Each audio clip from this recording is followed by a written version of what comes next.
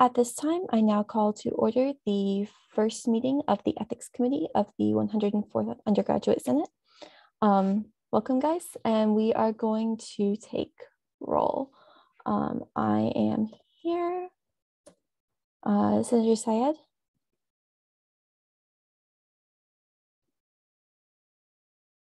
Same. I believe you're still muted.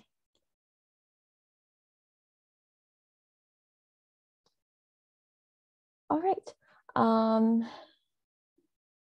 Senator Dongoski? No. Senator Baruch? How do I pronounce your name? I'm sorry. Yeah, that was correct. Present.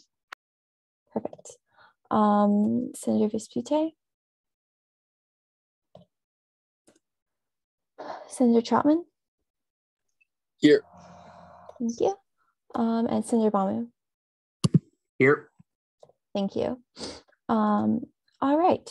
So at this time, we're now going to have messages and addresses to the Ethics Committee. I don't see anyone here for messages and addresses, but if any of you would like to, you can address the Ethics Committee. Cool. Moving on, we will now do the adoption of the Ethics Committee standing rules. I would recommend that we adopt the standing rules of the Senate, but if anyone has any other standing rules, I'll hear a motion at this time. If there's no preference, if someone can just please motion to adopt the standing rules of the Senate. Motion to adopt the current standing rules of the Senate.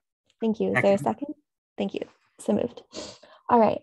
So now we are going to go into our election of a vice chair. I will now take nominations. You can either self-nominate or you can nominate someone else. And then we will hear speeches if necessary. Are there any such nominations? I nominate myself for vice chair. Thank you. Do you accept the nomination? I do accept my nomination. Great. So are there any other nominations at this time?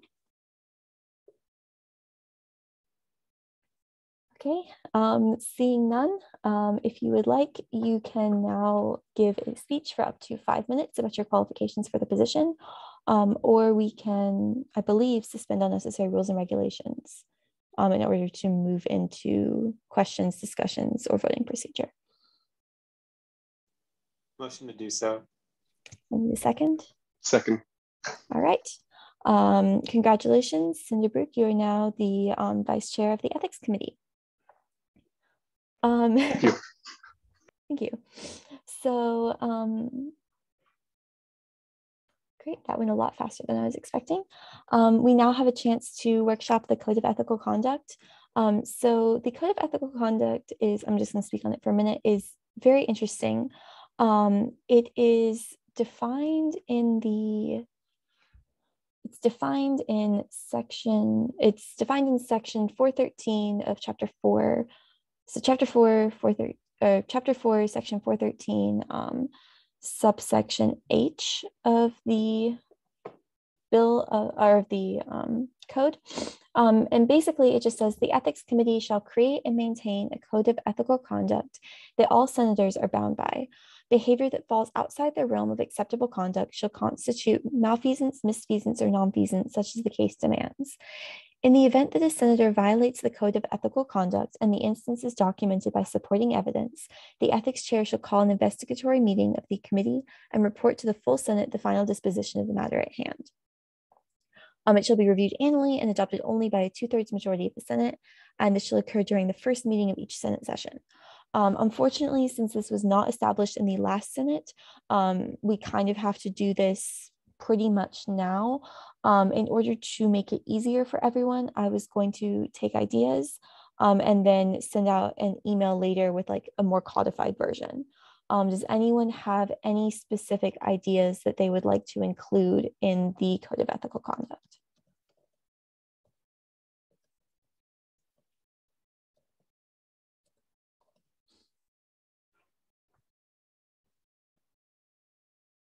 All right. Seeing none, I will workshop that and then get it back to you probably sometime over the weekend, but definitely before Monday. Okay, moving on. Oh, and I'm sorry, that's part of notices and announcements. Moving on, I have a second announcement, just about like walking everyone through what an ethics action is, should it become necessary for us to perform one. This is one of the main duties of the ethics committee, and why ethics committee is a special standing committee. So unlike the other committees, we do not meet regularly. We only meet on an as needed basis. So we needed to meet now in order to elect a vice president and to discuss the code of ethical conduct. But we shouldn't need to meet again unless if we have a ethics action. Sorry, I'm just trying to find it in the code. Basically, ethics actions are a formalized procedure, and it's what we do if someone is accused of misfeasance, malfeasance, nonfeasance, or chronic absenteeism. So those are kind of like the four things that the senator can be accused of. And then we would investigate that. So ethics investigation, there's this procedure, and basically it's a case-by-case basis determined by all of us as the ethics committee. I'm sorry, I misread that. So a case-by-case basis, if we investigate and find that there is this problem with chronic absenteeism, malfeasance, misfeasance, or nonfeasance, we then have to call a investigative meeting, which is essentially just, we have someone who has submitted a formal complaint.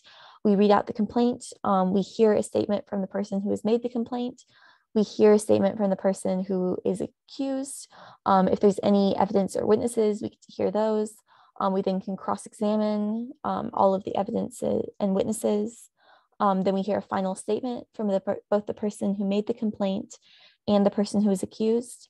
Then there's a recess for deliberation of the ethics committee, which is a closed-door meeting.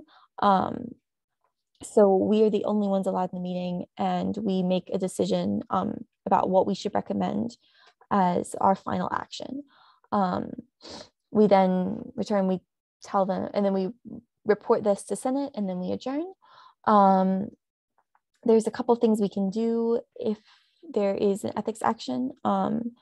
There's suspension of voting privileges, suspension of voting and debate privileges, suspension of duty, expulsion for absenteeism or otherwise, removal of an officer, or removal of an officer. So those are sort of the things that we can do if it should become necessary.